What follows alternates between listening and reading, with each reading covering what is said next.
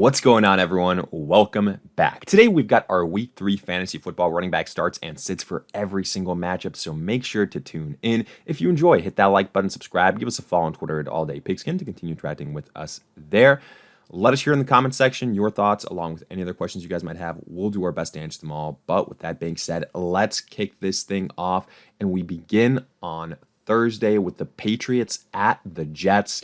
And as far as running the football here, this looks like a decent matchup, honestly. Ramondre Stevenson for the Patriots has been a very pleasant surprise, one of the focal points of that offense.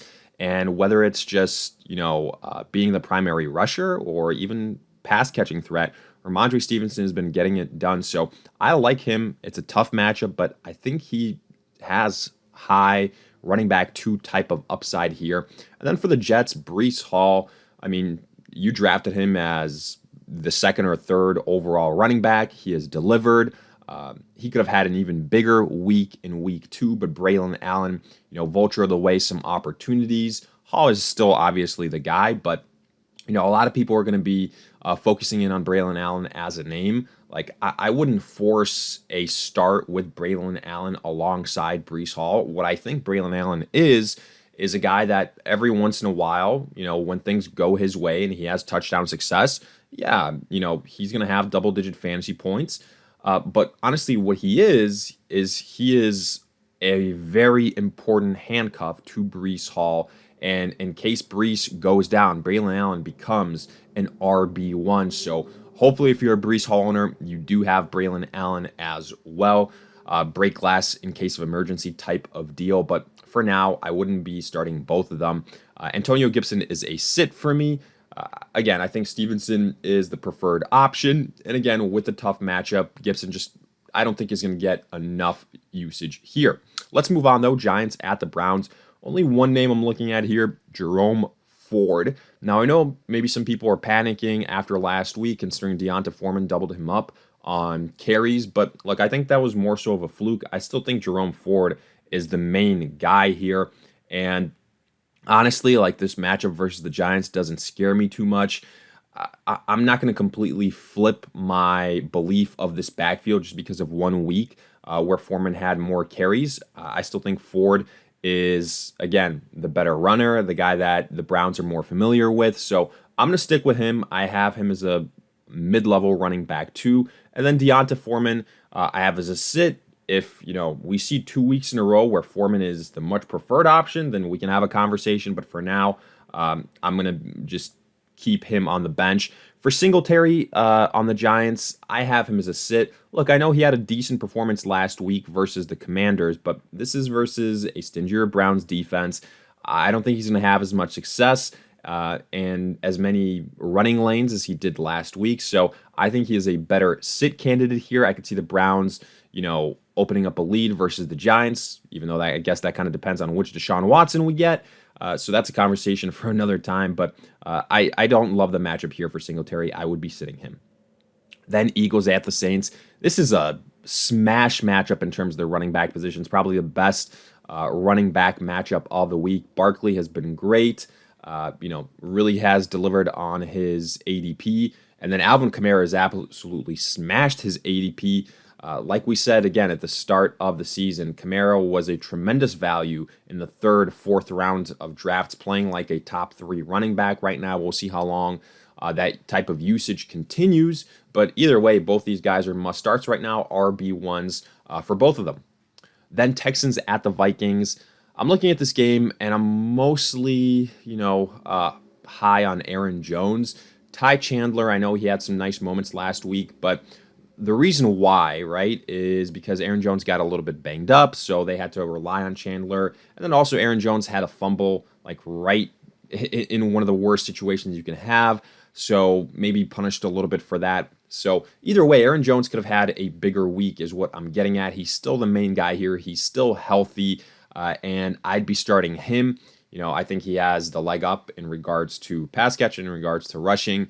Again, I think with Ty Chandler, kind of lands in that Braylon Allen type of boat. He is a good handcuff to have in case you are an Aaron Jones owner. So In the meanwhile, though, I wouldn't be forcing a Ty Chandler start. And then for the Texans, this is a little bit tough. Mixon got banged up, had an MRI on Monday, coaches non-committal, so his status kind of up in the air.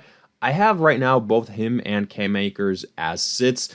I'm kind of fearing a situation where Mixon does play. He's not 100%. The carries aren't there. Split backfield. So unless we hear something else, like come Thursday, come Friday, a situation where, okay, Mixon is fully go and there's nothing to worry about, then we can have him as a start, but I think he'd still be on the lower end. Either way, I don't think you're going to get an RB1 performance from this game on either side. I think you're in the RB2 conversation, low-end RB2 conversation, so also keep that in mind. Afterwards, Broncos at the Bucs. Only one guy I want to start here, that is Rachaad White. Now, we did have a scare with Rachaad White last week because he got banged up with a groin. Didn't exactly have the most success on the ground. I mean, the Bucs didn't in general. But he's still the pass-catching guy. A poor performance, though, compared to the week one. It can definitely be better. I think he can bounce back versus the Broncos. So I would start him. I think he's just in the RB2 conversation. It's going to really depend on what he does as a pass catcher. Bucky Irving, he's a sit, but he is an excellent handcuff. If you have Rachaad White, I think Irving is a must-own. And then I'm sitting all the Denver running backs. I've been saying it since week one. I don't believe in Bo Nix. This is a tough matchup. And because of the situation with the quarterback with the Broncos, everyone is going to struggle, including the running backs. That's been the case all season long so far, so they are sits for me. Afterwards, Pack at the Titans. I'll start Josh Jacobs and Tony Pollard here. I think both these guys can be high-end running back twos on the week. The Titans don't necessarily scare me. The Packers, even if they are without Jordan Love again, I think that you just ride Josh Jacobs similar to last week, and he can produce some success, and the Packers can be in that game. Tony Pollard, on the flip side, has been a really nice value. He's the guy that's kind of stood out compared to Spears, so I'm really focusing on him as the main guy here from now on. Unless there's an injury to him, I don't think Spears is going to be all that valuable for fantasy purposes, but I would start both these guys here. I think they have both opportunities for good RB2 type of performances. Then Bears at the Colts. Look, man, this is a really tough one from the Bears side of things because the Colts are one of these teams where you can run the ball against them and you can have success doing so, but the offensive line for the Bears is absolute dog water. And DeAndre Swift, even though he should have success on paper, that's not a given. The play calling just doesn't make sense with the Bears. The offensive line, it's missing. So on paper, you should start DeAndre Swift, but the Bears have not been a logical team so far. So I think the best thing to do here with DeAndre Swift, honestly, see the usage this week, and then the next 2 weeks, Rams, Panthers, another set of teams where the Bears can really have success running on them. If Swift gets it done here versus the Colts, you start him then with a lot more confidence.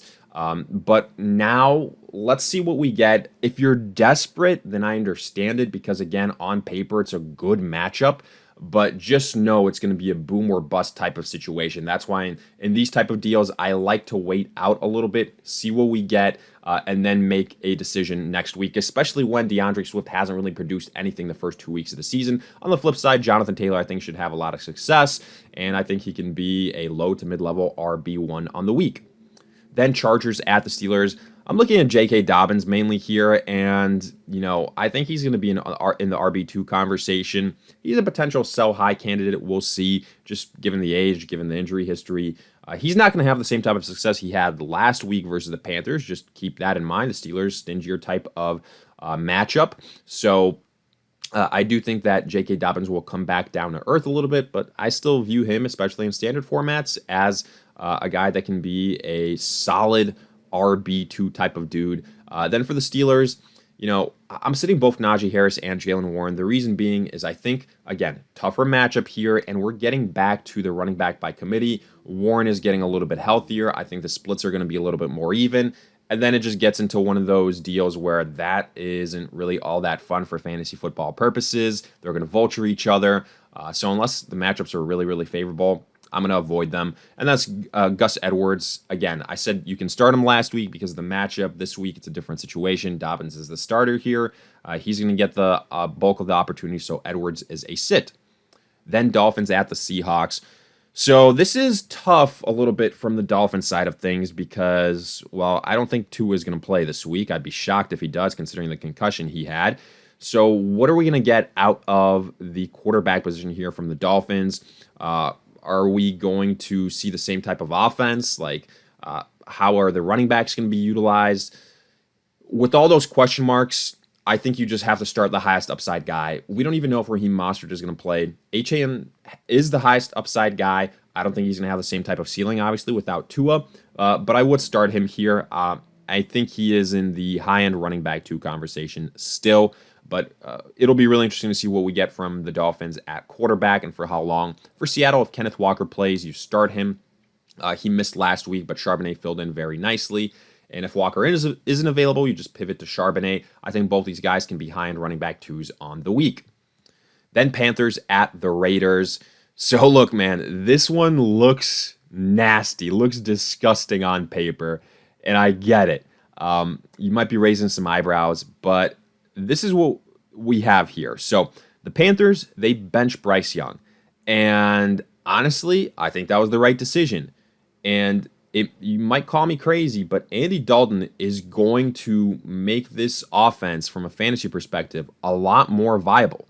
Now we can have conversations about starting Deontay Johnson, about starting Chuba Hubbard, because the offensive line, you look at the data, it's been much improved compared to last year. Again, it's a small sample size, but again, the Raiders don't scare me too much. I think Andy Dalton is going to improve this offense. I think he can do worse than Chuba Hubbard. I think Dalton is going to revitalize things here. I don't think it's going to be a complete blowout, so the running game isn't going to be phased out. I think Hubbard is a low-end running back 2 on the week. And then for the Raiders, they're playing the Panthers, one of the worst defenses in the NFL, one of the worst teams in the NFL. I would start Zamir White here pretty confidently. So far, every team that's played the Panthers has been able to run the ball down their throats. And here, I'd be starting both the starters, Hubbard and Zamir White. And then I wouldn't get too cute here with Miles Sanders or Alexander Mattison. Afterwards, 49ers at the Rams. I'm starting Jordan Mason. You know, he's been great since the start of the season while McCaffrey has been unavailable. So you continue to ride that hot hand until McCaffrey returns. I think he is a low-end RB1, potentially even higher considering the Rams have struggled to stop the run. And then for the Rams, tough. They lose Puka, they lose Cooper Kupp. So this offense, passing-wise is going to take a step back, which could affect their running attack.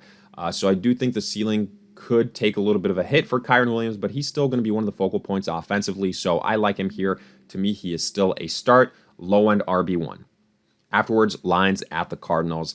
I'm starting both Jahmyr Gibbs and David Montgomery here. I think this could be another one of these high-scoring games. So I like the upside for Gibbs. I like the upside for Monty.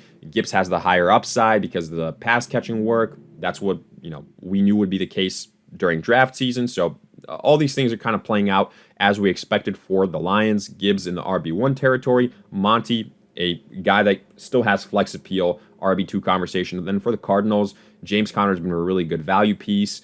And high-end running back 2, low-end RB1. He's been utilized a lot on the ground as a pass catcher. So as long as he stays healthy, you start him.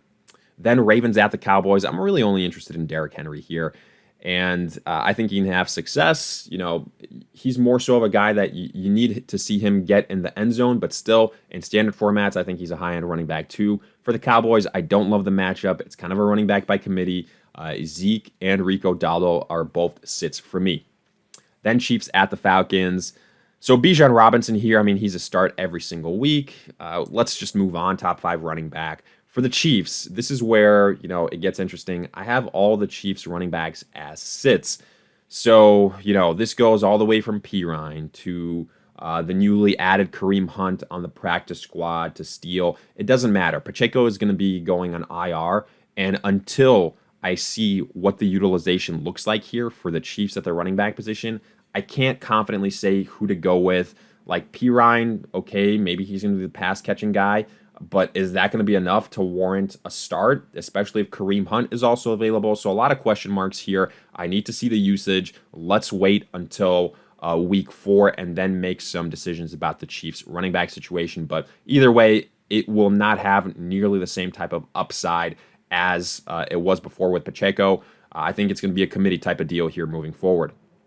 Jags at the Bills. I'll start both Travis Etienne and James Cook. I think both these guys are high-end running back 2s on the week. Again, for the Jaguars, hopefully it's not a blowout so that Etienne isn't phased out. But either way, I think both these guys have high upside. Then Commanders at the Bengals. For Washington, I like Brian Robinson. He's been a guy that has had success these first 2 weeks. I think that Washington is going to continue to rely on him. I'm sitting Austin Eckler. Now, with Eckler, what you're really relying on here is that he gets you about 4 receptions for about like 40 yards, 50 yards in PPR. And then he also has like 20 yards rushing, so he can get you like barely double-digit points. And, you can start him as a flex guy. But look, so it depends on what you want, right? Like if you want like right around 10, 11 fantasy points from Eckler and you're happy with that, then okay, start him as a flex guy, but only in PPR. Otherwise, I would sit him. For the Bengals, I would start Zach Moss. So far, the first 2 weeks of the season, he's looked like the preferred option. That's kind of what we were guessing heading into drafts, and I like this matchup versus Washington. So I like Zach Moss here to be potentially mid to high-end running back 2 on the week, and then I'm sitting the backups in Eckler and Chase Brown. But with that, we wrap up our Week 3 fantasy football running back starts and sits for every single matchup. If you guys enjoyed, hit that like button, subscribe, give us a follow on Twitter at AllDayPigskin to continue interacting with us there. Let us hear in the comment section, agree, disagree, along with any other questions you guys might have. We'll do our best to answer them all. But in the meantime, we'll see you guys in future videos.